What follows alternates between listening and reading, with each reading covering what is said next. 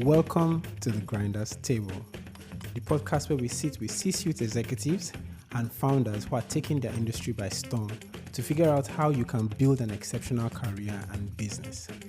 Together, we'll try to uncover how they are both defying the odds and what you can learn from their experience. My guest today is not just an old friend, but I think is one that is pivotal to how the entrepreneurship and the investment ecosystem evolved in Nigeria over the last couple of years, and in extension, how the African ecosystem evolved. I will not introduce him. I'll let him introduce himself. And we're going to talk about so many varying topics that I think are relevant to our everyday life. I will be very instructive to how you live your life. Thanks a lot for having me. It's been long overdue, but I'm really happy to be here. So my name is Dayo. Full name is Dayo Koleowo. I'm a partner at Microtraction. I invest in tech companies, especially on the African continent, and I'm also a lover of tech companies in general. So I support and consult for tech companies, especially on the fundraising side and business development. Yeah.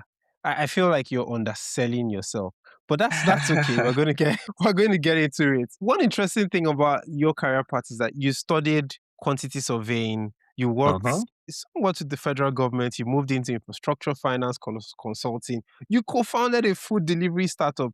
None of these steps actually look like it's a path to, your traditional VC. What is that thread running through everything, and how do you make sense of it when you look back? Yeah, that's actually very spot on in terms of the non-linear path to VC. And I will give you a bit of backstory. I think the common theme and thread here is I can do anything. And that's the thing I've discovered about myself. I love to learn. I love to be tested. I love to try new things. I love to learn a lot of things. I think I'm a good sponge. Give me something I've never heard of before and just give me a couple of months and I could be very good at it, right? And throughout my journey, as you must have seen, everything I have done professional wise, everything I've done up until today have been things that I've had to learn on the job, right? So I'll take you back to 2005, right? In 2005, finished secondary school, wanted to be an architect and, loved structural drawings, was very good at technical drawing. I love buildings. I love architecture. I still do. Even till now, a lot of people don't know that about myself. And quantity surveying was not a course I wanted to study. I wanted to study architecture in Nigeria. And as you can imagine, and you probably, your guess is as good as mine, a lot of things happen when you're trying to get into the university. You go for a course and you're given something else. I did this two times in 2006 and 2007. I picked architecture twice, first choice in the first time and second choice as well, architecture. But I wasn't even picked, right? I passed my UTME, which is like post UME. And, I didn't get admission at the time. And then the following year, I made the same mistake of picking architecture again, because that's really what I wanted, right? I wanted to be an architect. But this time I made my second choice quantity surveying. And I felt that could have been one of the reasons why I was given quantity surveying, because as you can imagine, architecture is like a very sought after course, and there's a lot of like demand for that profession. So I for whatever reason I passed, but I still didn't make the cut. So you can imagine I was given quantity surveying, and because I had stayed at home 2 years, I was like, you know what, fuck it. I'm just going to do quantity surveying. And I decided to go for the course, which I enjoyed because I was also good with numbers. And it was a lot about costing, quantifying the amount that you need in building a structure, whether it be residential, whether it be commercial, whether it be a stadium or whatever. So we still work with with architects. We worked with the real estate guys as well. We worked with urban and regional planners. So it was pretty much very interesting for me. Mind you, I tried crossing over to architecture in my second year, and I was told I was going to lose a year. And I was like, you know what, nah, I'm not losing any year anymore. I'm getting old. All my mates from secondary school are already in 200 or 300 level. And I just decided to go with it. I was really, really good at it. And mind you, I never knew anything about quantity surveying up until I got into the university and I had to learn. So that was my first step into learning something that I knew nothing about. And this became a theme and a thread across my professional career. And I don't think it's going to stop. I think it would continue even in the future as well. So I did architect and quantity surveying. I finished school, served my country for a year, worked in the public sector. And then after my service, I joined a private company. I knew the service industry or the public industry wasn't for me. Was too slow.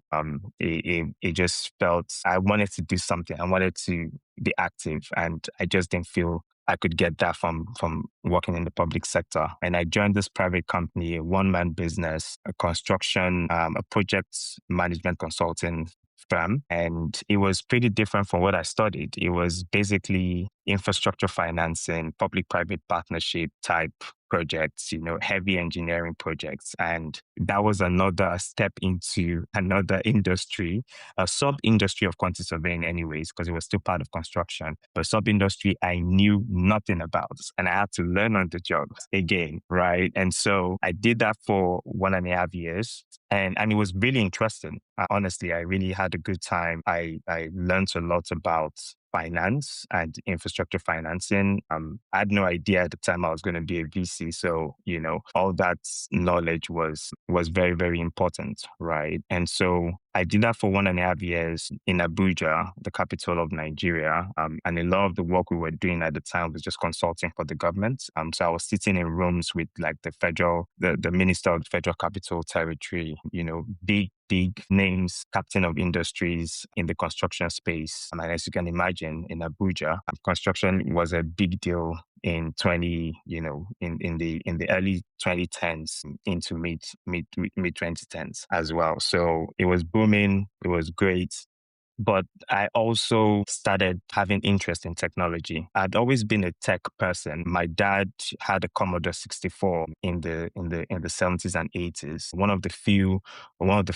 Probably one of the few Nigerian families that had like a Commodore 64 back in the day. And so I was exposed to technology and exposed to computers, but I never really thought that would be a career path for me because I was so fixated on architecture at the time. But I loved technology. I enjoyed technology. I love reading about technology. And at the time when I was in construction, I was still reading a lot about technology. One of my earliest memories at the time in my professional career was reading about Grubhub, which was a listed food delivering company in the US. And I always thought to myself that this was something that I would love to build, even though I had no skill sets whatsoever. But it just felt like something that we needed to have in Nigeria. At the time as well, there was Hello Food in Nigeria, but they were in Lagos. There was Deal Day by Sim Shagaya in Lagos and in Abuja. There was Easy Appetite by Nubi K of Paystack, but they were in Lagos. So there were a couple of things at the time, and I was like, you know what, this is something I want to go into. Had no clue about entrepreneurship, had no clue about the food industry, had no clue about the restaurant business. I just wanted to solve a problem. I thought this was something that we needed to have, and I went for it. I resigned from my job at the construction company, which was very weird to them because they felt I was really, really good at my job, which I was, but I just wanted something different. And I remember my parents thinking I was crazy because I had a good job at the time. I was paid well. I didn't have to pay rent, which was good. I had a car and everything was pretty nice, but I wanted to take the road that was difficult, build something, start something. And that was my next adventure, which was starting the company that I had no business starting, but I found it very exciting. right? And even though I'd never started a company before, that was my baptism into entrepreneurship, into technology, and into the next 10 to 13 years of my professional career. This is quite a journey. Thinking about your journey, right? And if we would see that it is reminiscent of what lots of young people face on the continent. I studied electrical engineering. Didn't end up practicing. In short, at my final year, I already knew I wasn't going to do this for Mhm. life. I figured that there weren't jobs, and I pivoted right from school. I started teaching myself to code and do other things. And we've seen this play out across board for lots of successful people who have taken the non-traditional path of switching industries just to make it, make a career out of it or to make something out of their lives. In your case, did you have one thing you were looking forward to say, maybe at age X, I'm going to be this, or maybe at age Y, I should have achieved XYZ or bought XYZ? Was that what was driving you? Interesting question. And the first thing that comes to my mind is I used to think that I was going to get married before I was 27, which is, I know this was not something you asked, but that was what I used to tell myself. And you know why? Because my dad got married when he was 27. And in my head, I wanted to do better than my dad. That was what I had in mind. Obviously, I'm not married, so pretty much failed in that regard. But one of the things I remember always telling myself when I was younger was I was going to own a company, and I was going to own a company in my 20s. That was what I told myself earlier, but I never knew what I would build or what type of company I would what's got found at the time. But I really didn't have specific milestones for the things that I wanted to achieve. I think the key thing for me was in every scenario that I found myself, I made the best of it. I'm a very good opportunistic person in a good way, right? I take advantage of my surroundings. I take advantage of opportunities that come my way. I milk them. I think it's important to have that desire to make the best of wherever you find yourself, right? If the world gives you, was it called lime or lemon, you make a lemonade out of it. And that's the story of my life, right? At every point in time, I have been faced with different opportunities, different, and like environments that were not pleasant or they were pleasant. And I just said, hey, I'm going to take the bull by the horn and I'm just going to figure it out. I think that's what drives me every day.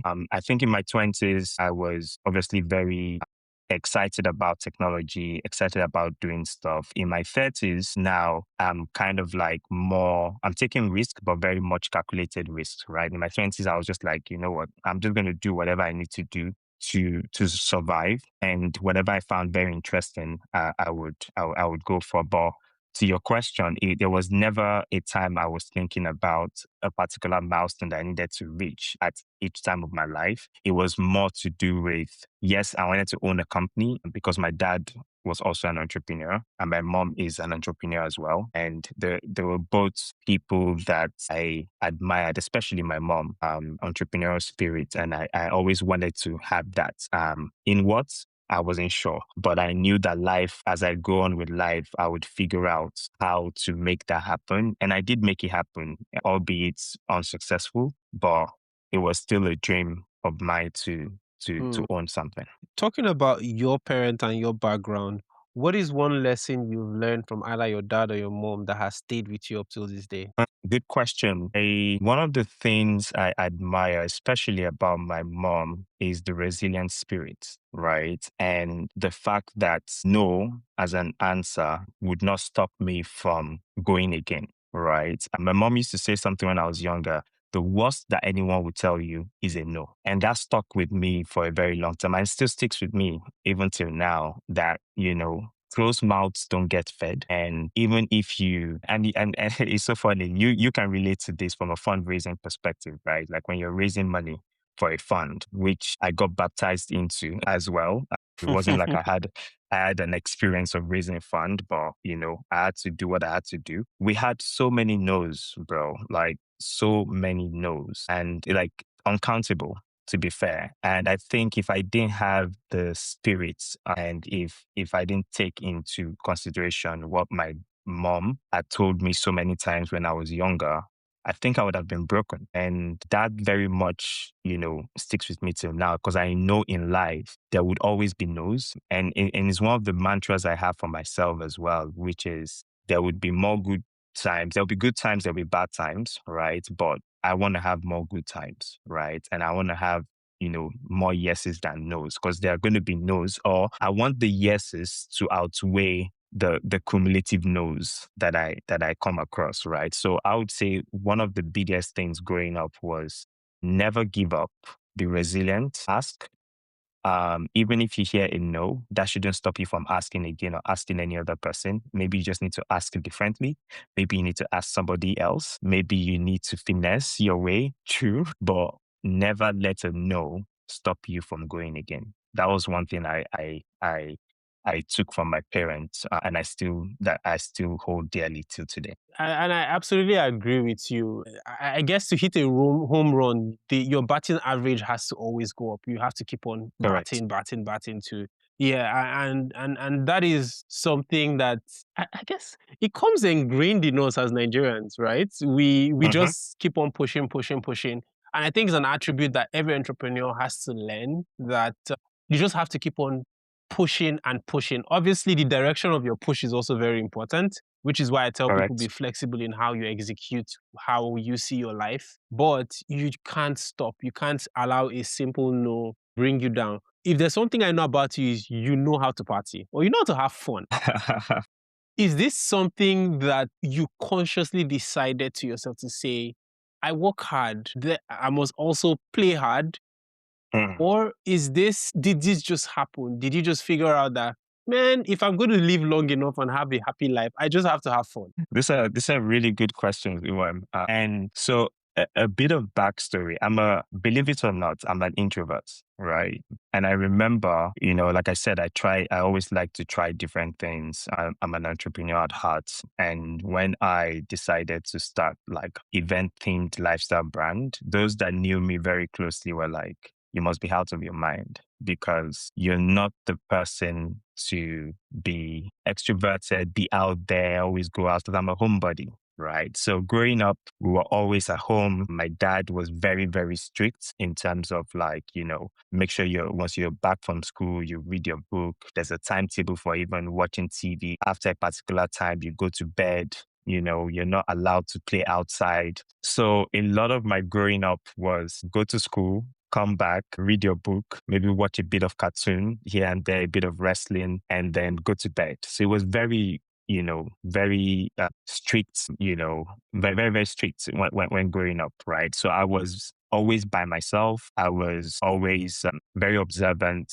I'm a very good listener, so I don't really talk. So growing up, it was more of just being at home. As I got older and I got into uni, meeting other friends, I got to see the other side of actually being out there having fun. But I really didn't do much because I was very, very book, book, book, book, book. I wanted to impress my father. I wanted to let him know that, I am as brilliant as he thinks I am. Right. And so everything was focused on just my education. After uni was when I really told myself that life is meant to be lived, right? I felt like I did everything up until uni for not really for my dad, obviously for myself, but there was always something behind at the back of my mind that, I never wanted to disappoint my dad because he was a very brilliant man and my brothers were also very brilliant, educationally anyways, right?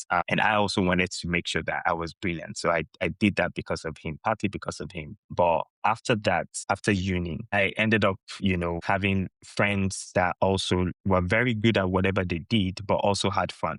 And so I was like, oh, you can have both. You don't have to do just one, right? And so I did a lot of consciously started having fun in that regard, in terms of, okay, going out from time to time, I would never initiate anything, but I would always follow in that sense, which is if we're saying, hey, I'm going out tonight, I would be like, yeah, let's go. But I would never be the one to say, hey, do you want to go out? Right. But over time, that started changing. So I think it's is a couple of things. It wasn't just I just woke up one morning and decided, hey, I want to have fun. It was just like over time, meeting friends, seeing life, getting exposed, traveling. That helped shape my mindset around having a good time. And for me, I think you know this as well. As you continue to grow older, and certain experiences happen to you, you find out that life should be lived, and life is not just about work. Life is not just about,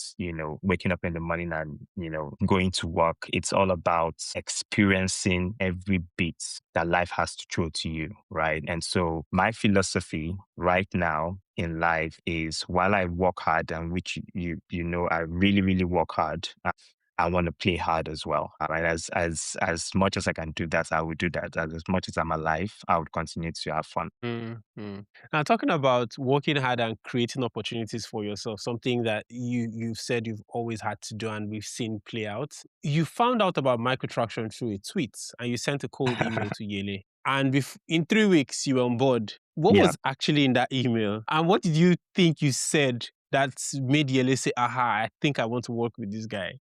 Very, very interesting story to say, and I'm always happy to say it and tell it, right? So I'll give you a bit of backstory. I co-founded Chow Hub, which was the company I resigned to start, which I always tell myself I couldn't have picked the worst industry to go into, like food business. Like, what the hell are you doing there? It's so hard. It's so difficult, especially when we started in 2015 as well. There was no Flutter Wave. There was no Paystack. Or Paystack was just starting thereabout. So it was all cash on delivery. And imagine doing cash on delivery for food, right? Crazy. But we learned a lot. And I co-founded with two of my friends, Dara and Abby. Abby left at some point.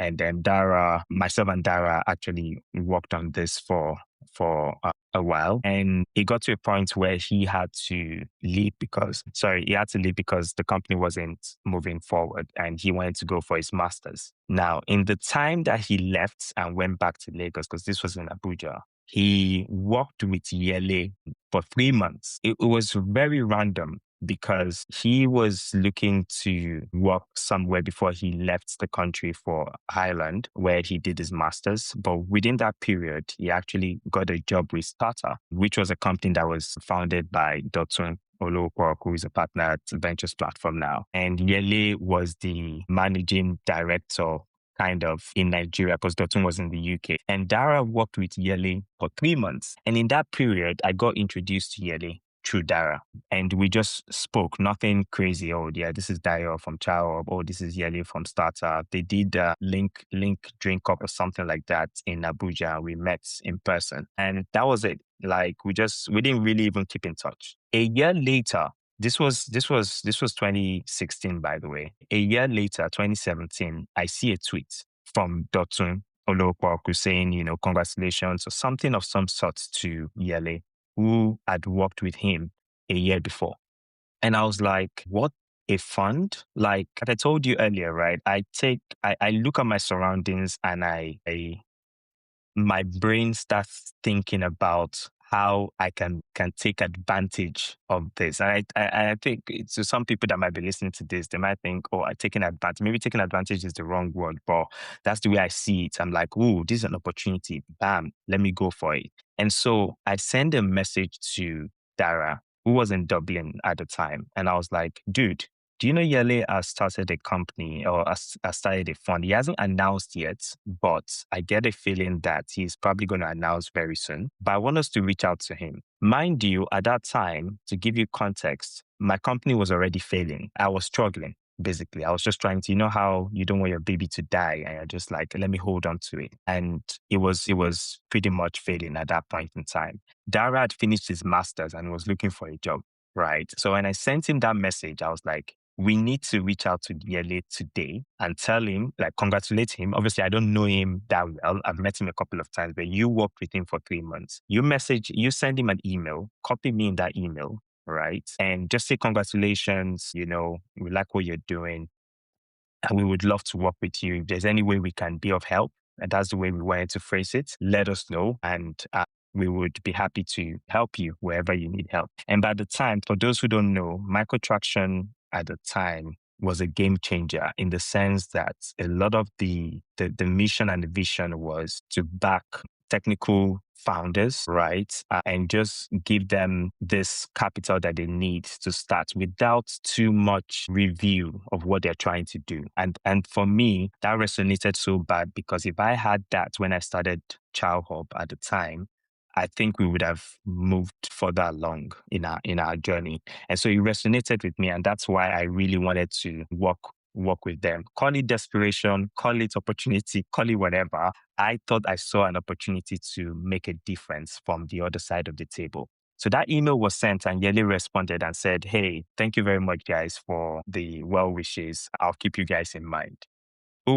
That didn't sit well with me. I was like, I don't think this guy understands because I guess I was also very desperate in that period. I was like, I needed something because my company was failing. I then sent an email replying Yele on that same thread. And I would be paraphrasing here, but I think this email is online as well. I said something along the lines of, look, we really, really want to work with you. Because in my head, I knew then that he probably needed help. He probably didn't have the money to pay people. And in that email, I stated, I was like, we don't even mind if you don't pay us. We just want to be part of whatever you're building because I think this is an opportunity that would change the Nigerian ecosystem. And I mentioned it right there that even if you don't pay us, no problem. Like, we still want to be a part of this. And I think that statement or whatever I said in that email resonated with Yele so much so that prior to that period, he had sent a similar email to Dotun when he moved back from the UK, saying he wanted to be part of Starter. You know, he really believes in what he's trying to do and he wants to support and help him. Do you get what I mean? I think he saw myself in him at that point, even though we're age mates, but it became a deja vu kind of experience for him. And it was like, you know what? Let's jump on a call separately. So he had a call with Dara separately. He had a call with me. We spoke for 2 hours, had nothing. I mean, we just talked about everything. And my CV at the time was just construction and then a failed company. So it wasn't really about my successful professional career. It was about the conversation that we had and my experience of being a founder, right? And I think after that call, and all of this happened within 2 weeks, by the way. After that call, myself and Dara joined Microtraction in August 10. I think Microtraction launched July 19 and we both joined August 10, right? And the rest is history, right? Like it's such a pivotal moment because if I didn't see that tweet, and I thank Twitter a lot because I love Twitter a lot. I don't use it as much now, but it was very instrumental in my professional career. If I didn't see that tweet and if I didn't send that, if I didn't tell Dara to send that email and me also following up with another email, I don't think I'll be here today. But that was what happened. And obviously, we started building Microtraction together. When people talk about desperation, they see it from that negative angle. Mm-hmm. But what I'm hearing from you is, figuring out how to turn that desperation into fuel for action. And Mm-hmm. and it seems that, being able to control your emotions at that desperate time to say, what productive thing can I make out of this situation is always Correct. is always, the thing to do. But the question is how? Because sometimes, some situations they're just hard. Yeah. Good question. I don't know if it's something that is innate, right? But I'm a very positive person. Like if a house is on fire and we were inside today, you know what I'll be telling you? I'll be telling you that we're going to get out of this. I don't know how we're going to get out of it, but I'll be encouraging you. That's the kind of person I am. I see the best in the worst things, right? And looking back, that period of desperation, I kid you not, I was sinking, if I could use that word, at that particular time. So it would be hard for you to think about something positive from a sinking position because it feels like the world is against you. Nigeria is against you. Restaurants are against you. Customers are against you. Your family is probably against you. Like thinking, who told you to leave your good job and start a company, right? You see, it didn't work out for you. So everything is literally against you, right? But maybe it's my superpower, Owen, right? I see positivity in everything. I don't think it's even a superpower. I think it's something you can learn, right? I don't think you're born with it. And maybe you're born with it. I don't know. Like, I'm not a scientist, right? But every time I have found myself in negative energy or negative spaces or something that is not good, I have found a way to channel and turn that into positivity for me. And I think is one of my biggest strengths, right? And maybe it's also because I have tasted the bad side before and I just can't remain in that bad side. I have to find a way to get out. Maybe it's a Nigerian thing. Maybe it's just the way I've been brought up. Maybe it's me learning from the bad things that have happened to me in the past. I've just found ways to channel and make it positive. And so at that point, at that particular time, everything I was seeing was bad, but when I saw that tweet, in my head, it just clicked that this was an opportunity for me. I didn't even know if it was going to be possible. Remember, for you to be a VC, you either have done an MBA. I don't have a master's degree, by the Mhm. way. It's either you've been successful as a founder. I was a failed founder. And it's either you've done some form of course, right, that gives you an edge, or you've been a research analyst at a PE firm or like an intern as I had none of this, none. But that's to say that regardless of where you are, what you are, who you are, there is nothing impossible for you to do. You just have to apply yourself. You have to take that risk. You have to ask. I think it's just something that people should kind of think about whenever they are in certain situations to always find the positive. It's hard. Well, let's be honest. It's Mm. really hard to find positivity in negative situations or scenarios, but you have to dig deep. And I think digging deep is what gets you out of those certain situations. And I'm really grateful that I have that kind of superpower that can help me, not just in my professional career, but in life in general. And it's even more difficult now, given that the algorithm feeds into so many negative things. And so, Hmm. if you're not careful, all you just see is negativity and things are not just working right. But let's quickly And you go into drown. your, yeah, and you drown, which is why, interestingly, I'm going to ask you this. How has your circle has the quality of your circle helped you? Because if everything online is negative, and they say Mm, go out to touch grass or touch wood. So that's supposed to give you balance. How have you been able mm. to put the right set of people around you to help you even in those times that things aren't going in the direction that you want them to go?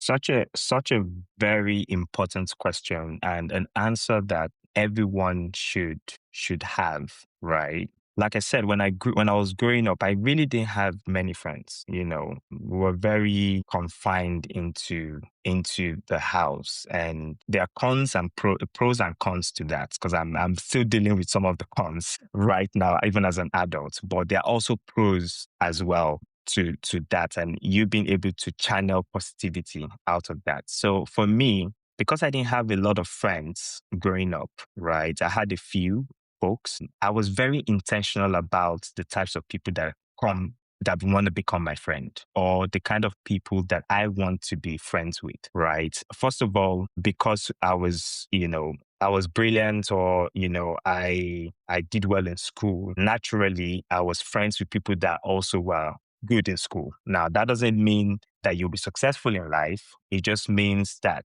from an educational standpoint, you're setting yourself up for a bit of success, right? Because there's a way those kind of people think. There are things that they're not lazy, they are very structured. They know exactly what they want in life. They want to be successful, and all of those things rub off on you even as friends. But I didn't have many friends. And even to today, I don't have many friends. Like, I have very few friends, and my philosophy has always been to be friends with people that are better than me, right? In all aspects, not just professionally as well, whether in life, relationships, whatever. I want to emulate certain people. I want to be friends with certain people. I read about certain people that, I've touched my lives without them even meeting them, without me meeting them in person, right? And so for me, I was very intentional in school, in uni, in secondary school, even when I left uni as well. And every environment that I found myself, whether in construction, in entrepreneurship, in VC, I made sure I connected with people that I felt I wanted to emulate, that I felt if I had what they had, I would be a better person. Right. And I'm very, very selective. I would say that anywhere. I'm very selective with my friends. I feel like friendship is give and take, and it should be give and take. I'm not one to shy away from, oh, friendship should be transactional. Yes, it is very transactional, right? It's what can I get from you, whether indirectly or directly, and what can you get from me? If we're not benefiting each other, then what the hell are we doing with each other? Why are we friends? Why am I there for you at your lowest point, and why are you not there for me at my own lowest point? It's transactional. It is what it is, right? Sometimes it is one-sided, sometimes it is symbiotic, but you have to gain something from someone to be with them. That's just the honest truth, right? And so I've been very, very selective with the types of friends, types of circle. They've played huge roles, huge roles. I think my professional friends have also been my personal friends, which has also helped. Yele is like a brother to me. Dara is a brother to me. You're a brother to me. Like, this blessing is a sister to me. Like, you have to in some way not almost not separate your professional and personal. It is hard. Sometimes you want to separate, but sometimes they just merge together, and that continues to fuel your success because the people that you're colleagues with or you work with are also your personal friends. So you're always going to be getting better all the time, all the time. So I think, just to answer your question, it has played a huge, huge role in where I am today. Do I have friends that are not also, do I have friends that I don't work with? Yeah, I do. Right. And they've also played their own roles as well. But I think most importantly is I have been selective and very intentional about the people that I have around me because I know how energies can pull people down, and I know the wrong person can turn your life upside down. Right. I'm good at making friends, but if I don't see a long-term value for each other, then you're going to drop off. It's either I remove myself from the situation or you remove yourself from the situation. That's an interesting perspective. One of the questions that I'm going to ask you next is something I borrowed from one of the podcasts I like to listen to, Invest Like the Best by Patrick O'Shaughnessy. And Mhm. one question he typically asks his guests is, what is the kindest thing that somebody has done to you? Now, in view of the previous question around friendship, and Mhm. we talked about family, what is the kindest thing that any of them have done for you? What's the kindest thing? I think I'll make it a blanket rather than a specific thing, but it's just being there for me at my lowest, right? And this is also, let me put it this way. When you're at your lowest, that's when you know who your true friends are, right? Rather unfortunate that that has to come out when you're at your lowest, right? You should know who your true friends are, even when you are at top. It's kind of ironic, right? That this is when you're, when things are going bad for you is when you know who your true friends are. And so at my lowest points in different times of my life, I have been grateful enough to have certain people that have been very kind to me and have shown me love that even sometimes my family haven't done as much, right?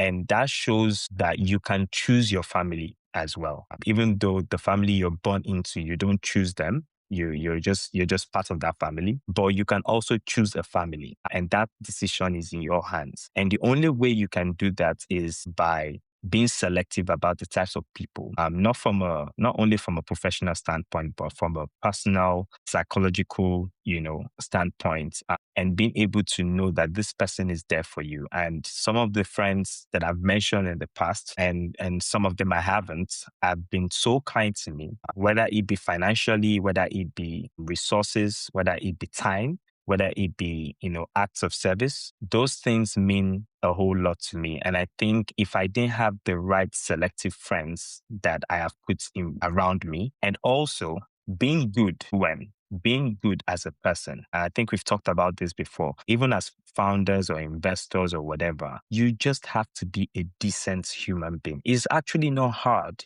to be a decent human being. And if you are a decent human being, by default, people would be decent to you. It might not be the people that you thought would be decent to you, but I believe in the law of karma. And I know that what goes around comes around, and you would find kind people that will be there for you either when things are bad, or you also find people that are kind to you even at the top, right? Which is a rare case most times. But yeah, Hmm. that's an example of. It's an Yeah, go ahead. interesting perspective here because we also live in a world where people that have been unkind and been very abrasive have been put on a certain pedestal because they've been very, very successful with Hmm. how they've lived their lives. And I think we're at that point in human existence where we're trying to decide what is the right way, what are the best social norms, what is the right way to live your Mm, life, what is the right and wrong way. And honestly, I think that if we want a better world,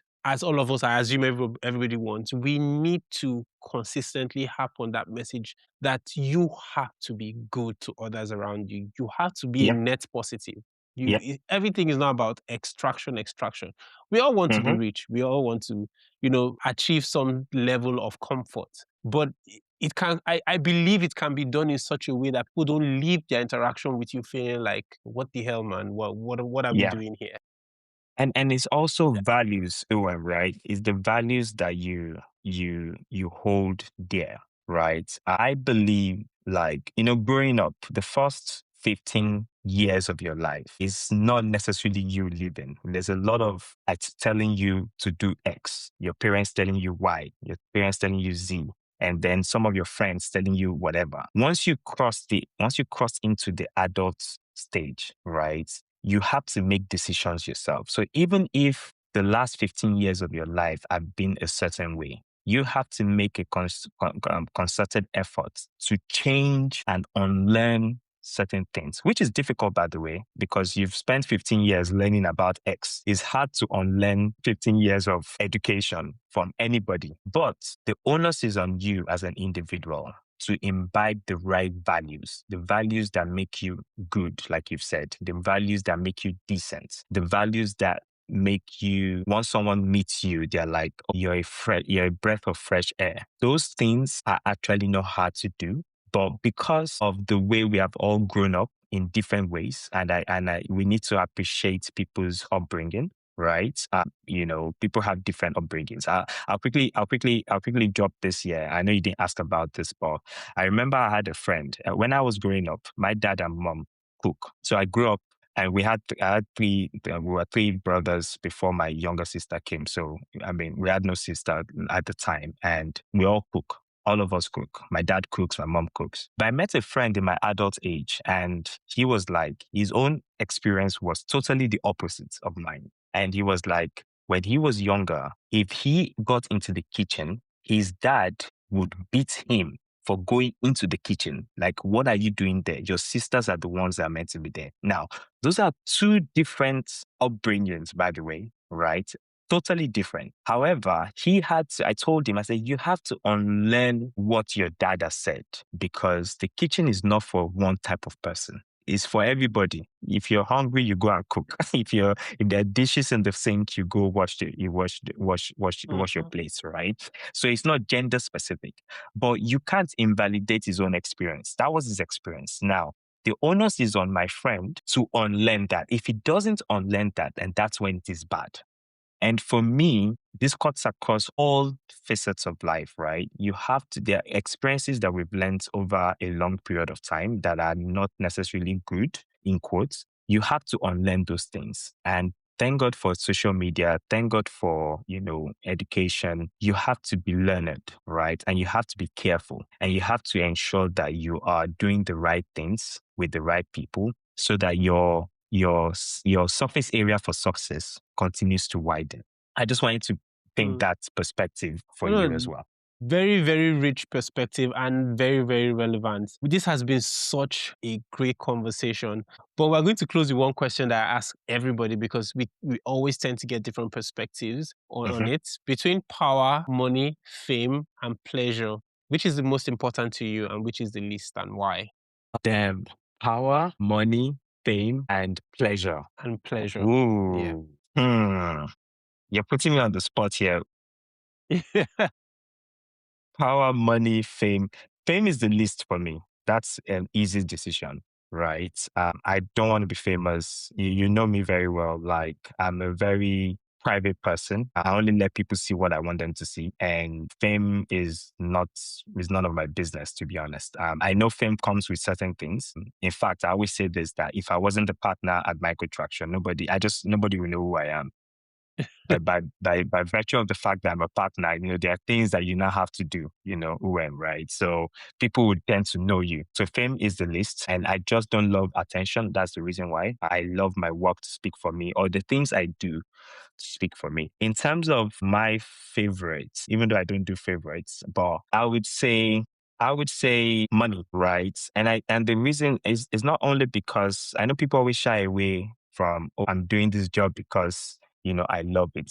Please feel free to say I'm doing this job because I want money. There's nothing bad. There's nothing bad about it. Mm-hmm. Because if you don't have money, you're gonna suffer.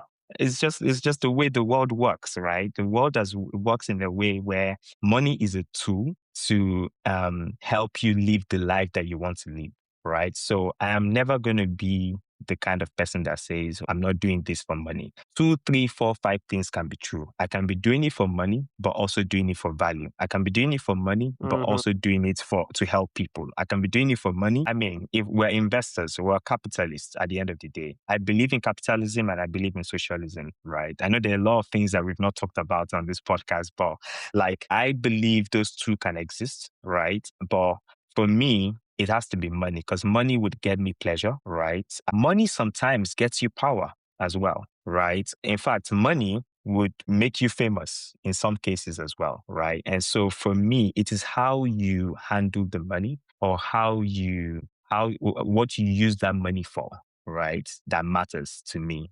For me, I love helping people. I love supporting people. And one of the ways to do that is by having money and supporting the people, investing in people, creating value for people, creating businesses. You need money to create business. And, no one is going to start a business without money. So I would say money favorite, because it helps me achieve a lot of things, and fame would be the list for me. Thank you, Dayo. This was such a rich conversation, and we could go on and on and on, but we have to On and stop on. now.